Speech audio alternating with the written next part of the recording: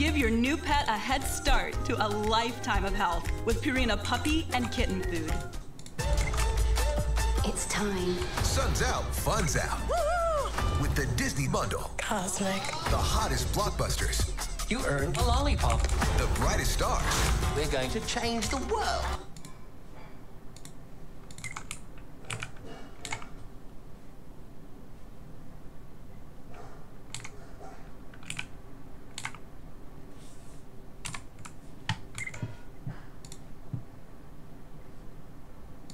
If I threw a rock somewhere in the ocean and then gave you 7 days to find it, what are the chances you could bring it back to me before time runs out? There's no way you can pull that off. That's not possible. That's actually impossible. I really hope they're wrong, because 2 days ago my friend killed me, took my head, and then sealed it away forever in his ender chest. Knowing I would never see my head again, I bet him $1,000 that if he hid it anywhere on the server, I could find and destroy it in 7 days. You already lost $1,000. So I grabbed some materials and built an iron farm. From the start, I never planned to find this item normally. At first glance, clearing the world with a pickaxe seems like the best way to go. The only issue is that this server is 1,000 blocks wide. Even if I mined for 7 days straight, I would have only searched 1% of the map. Luckily for years, Minecraft has had a bug where you can infinitely duplicate TNT using this machine, which requires these 5 materials, the primary one being slime. Knowing that 7 days wasn't enough time, I immediately began to hollow out a large area under the ground, but something was off. My plan is all taking place on my school's Minecraft server, and because everybody's still in school, players typically don't log on until the weekend. For some reason, Quincy, the guy who killed me, was spending hours on the server. I typed out to him, and minutes passed by with no response. Since he was the one who hid my head, what could he possibly be planning? With time ticking, I pushed the thought aside and continued to build. What was that? Soon we ran into a lot of issues. We had finished the slime farm, but slimes weren't spawning. We had forgotten that Minecraft is super picky with how mobs spawn, and slimes will practically never appear if there are unlit caves in the area. So, you know what we had to do? Light up every single cave around the farm. For reference, that is a lot easier said than done.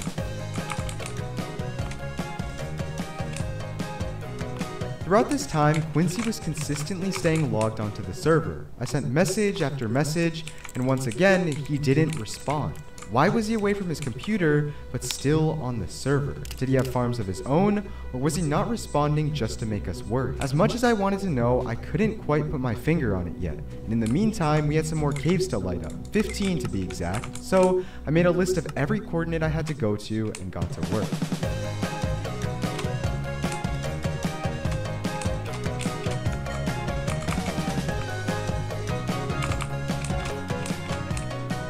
As I went to school the next day, I did a little bit of asking around regarding the situation about Quincy. Hour after hour, I found absolutely nothing, until finally at the end of the day, I had a lead. So bro, what is Quincy doing? Alright, so basically, Quincy took the world seed, and he's gonna find every single slime chunk to find which slime chunk you made the slime farm in. And he's gonna AFK right by the slime chunk once he finds your farm to decrease mob spawns in the slime farm. Now, this was a very crucial piece of information, but there was one thing that struck me as odd. This guy Paul claimed that Quincy would be AFKing near the farm to harm us. And he's gonna AFK right by the slime chunk. If Quincy happens to stay near the area, he'd actually be helping us by loading in these slime chunks. So did Paul simply misspeak, or was Quincy unaware of how much this would truly benefit us? As I wrapped up the slime farm, this question sat in the back of my mind. It wasn't until 20 minutes of AFKing later when we realized what Quincy was really up to. There's no slime balls there. There's 9, bro. Oh, what? Is it broken? I don't know. Maybe someone went down and griefed it? This rate was over 50 times slower than what a fully optimized farm should be able to produce. That's when we realized that Quincy had been sabotaging our plan all along. He knew what we were doing, and he knew exactly how to stop us. Luckily, we knew how to stop him. See that? No way. Yeah. Just be careful, be careful. He could be like right around you. Wait, is that him? That's him. That's him, that's him. Run, run, run, run, run! Run, run, run! Do not let him see us. Just run, just run. That's... Get ready. Boulevard will lead this world to ruin. You must be erased. We'll build it for ourselves. A world with the freedom to choose. Grammarly helps you work more efficiently, which makes accomplishing your work goals easier. Get full sentence rewrite suggestions to help you say what you mean faster. Download at Grammarly.com. Try it today. That's him, that's him. He's in that bed! That's his bed! If Quincy's plan is to load in separate areas of the world to contribute to the server's mob cap, we need to prevent him from actually accomplishing this. The only way to stop him is to build an infinite death trap. You can't spawn mobs while sitting on the respawn screen. So, our mission was simple. Find his spawn point, make a death pit, and then take him out. But from what it looked like, Quincy was already one step ahead. Like that. Uh-oh. We decided to push that comment aside and began to make the machine. Yo, I don't have enough iron blocks. I don't have enough iron blocks. I have blocks. I got blocks. Alright. Alright, I think he's done. He's done. Verdict? It works! Although it seemed like we had trapped Quincy, we couldn't be further from the truth. You can break that bed! How did he break it already? Eventually, we scrapped the whole redstone idea and decided to cover his spawn point in lava, preventing him from ever going 5 seconds without dying. All this work just to make this dog trap, bro. You could have just used lava. And the rates were finally close to what they should have been. For the first time in the entire project, we were finally making progress. A couple of hours later though, Quincy logged on, except this time, he didn't die to the lava like before. Someone had freedom.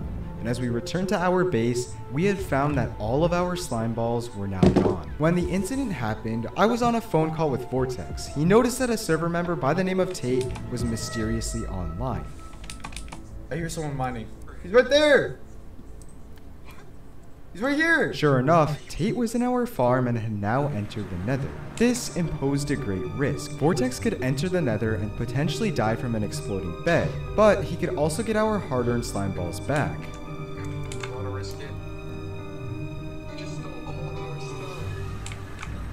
Vortex was now stuck on the loading screen, and if Tate was waiting on the other side, this would have all been for nothing. Hello?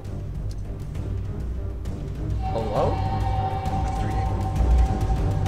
Although we had taken out Tate, all of the slime balls we had worked towards had scattered into the lava below. Defeated, we fixed the farm and decided to sit overnight to accumulate as many slime balls as possible. When dawn struck the next day, we found that all of our progress had been halted. After only 2 hours, we'd gotten kicked from the server and the thousands of slime balls we had expected were gone. As I looked over our original plan, it was beginning to look practically impossible.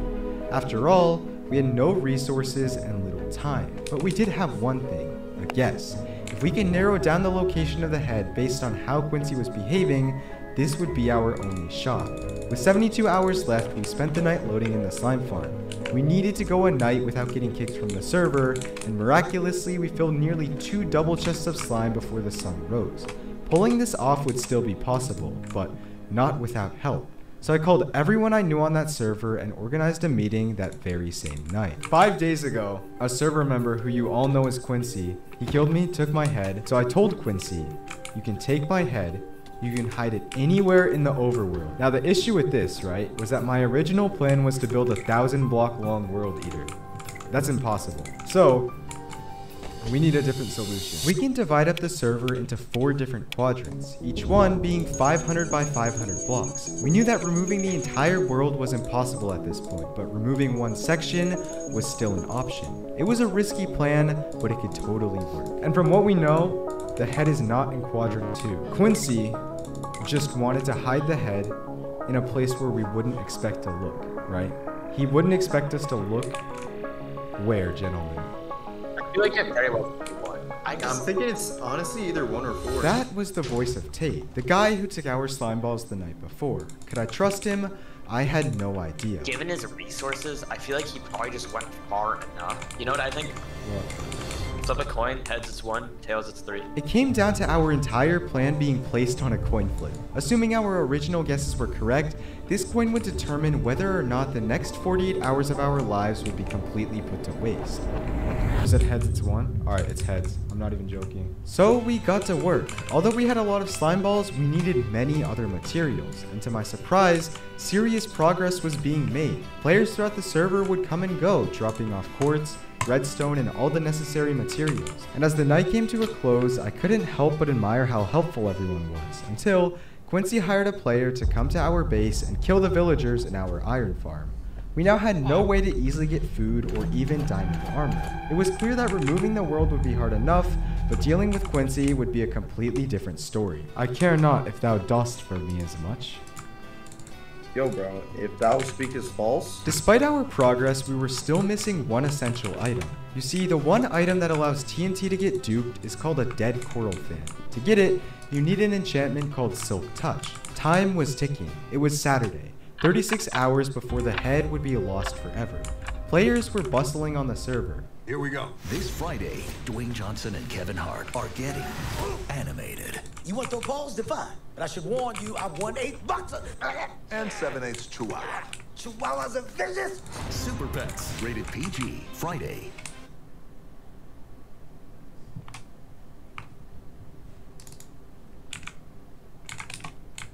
At Honda of Ocala, you're the star. That's right. And all the savings this month are geared towards getting you the perfect Honda for less. Like new passports and pilots with available 1.9% APR financing, or new Ridgelines with available 2.9% APR financing. Plus the Honda of Ocala Advantage, featuring our lifetime warranty. And more. Get the star treatment you deserve and huge savings at HondaofOcala.com. And all it would take was for Quincy to destroy every single coral reef block, and our plan would fail. So while Vortex gathered experience for Silk Touch, I decided to put myself to good use and gathered some of the final resources for the machine.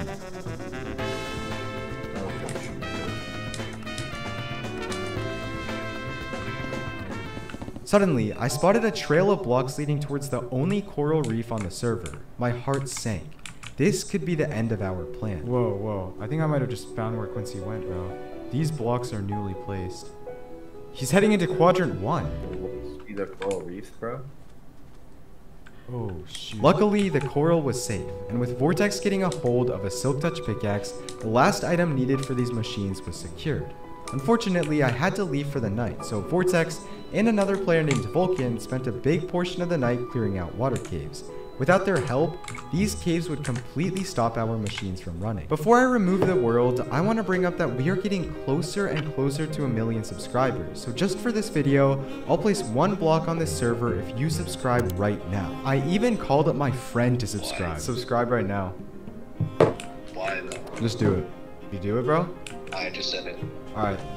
You have claimed your 1 block. So claim your block. This is going to be a one-time thing that I'm going to be doing, so let's see how big you all can make this mountain of blocks. The most amount of blocks I've ever placed is 30,000 in a day, which practically destroyed my fingers, but I think you all can crush that. It's free to subscribe, and if you like my content, you might as well. The next day, the game plan was simple. 16 hours were left until midnight. Quickly, I constructed the first of many machines to come. This machine would sweep across the quadrant, and although it started off making great progress, the difficulties would soon present themselves. It works!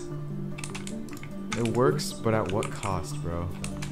Alright, we gotta start patching this water. Water caves. They start off contained in a small space, but water gets released everywhere when TNT gets to them, preventing our machines from doing their work. Our original designs incorporated sweepers, which automatically remove water, but now we would have to clear water all out by hand, a task that is much more dangerous than meets the eye. I'm just trying to fill this in before it comes back.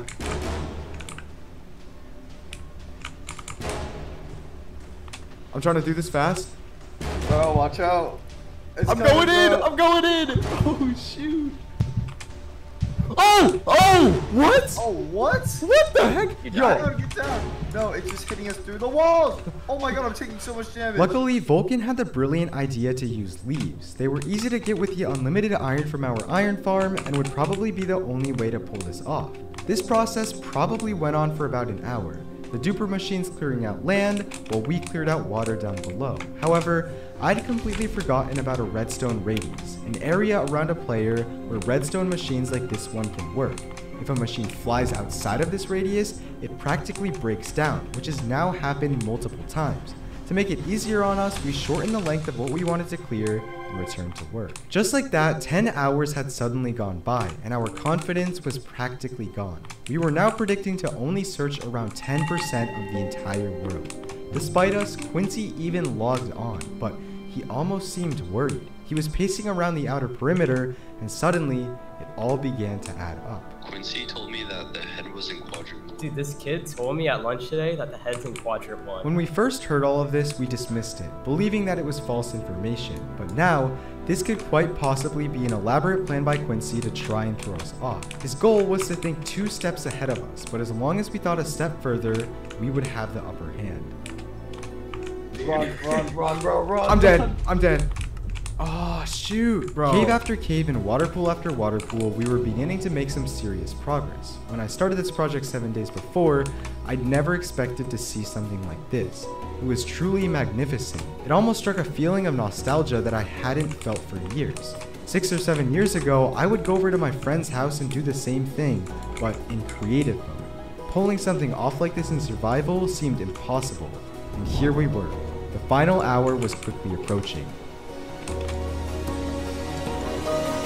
As the flying machines broke, we knew that it would be completely pointless to try and create new ones. So, we stood up on a ledge and overlooked what we had just accomplished.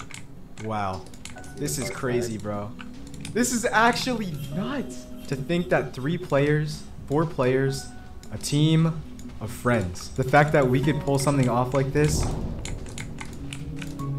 is incredible. Sure, our initial goal was to remove the entire world. Did we need that? No. We had the information we needed. We had Quincy's behavioral patterns. We don't find it? I'm not gonna go home and sit around like a sore loser, because this on its own is a victory itself. Gentlemen, it has been my pleasure working with you. The clock's about to hit 11. We can search whatever lava pools we have. Finally, it was time to look. I searched through an entire lava pool and found nothing. Nothing under the bedrock as well. It looked like Quincy had won. Then suddenly, Vortex stumbled across a potential clue. I just feel like it's here though, because I found who was building the deep slate tiles? None of you, right? No. Wait. I'm coming over. Yeah, there's a pretty decent chance I feel that he dug straight down to bedrock and hit it in like a little crevice of bedrock. Quincy told me that the head was in quadruple. I doubt he'd put it straight at a border. I feel like it'd be like a middle-ish area. He said that he wanted it to be extra-proof, so it's probably under lava. Where were the deep slate tiles, bro? They're around here. Where? I'm standing. Here? Yeah. Nothing. I don't like to give up, but I was tired at this point and I just wanted to see where Quincy had hit the head. So we called him up and admitted defeat. What? Vortex Dragon, can I have some food? Oh yeah, I got you. It's in here? Oh. No. We need to dig to it. Is it under where you're standing? What? Oh my god, no way it's here. Bro, it's gonna be like under like a bedrock block. Okay, it was right here. Wait, no way. Where?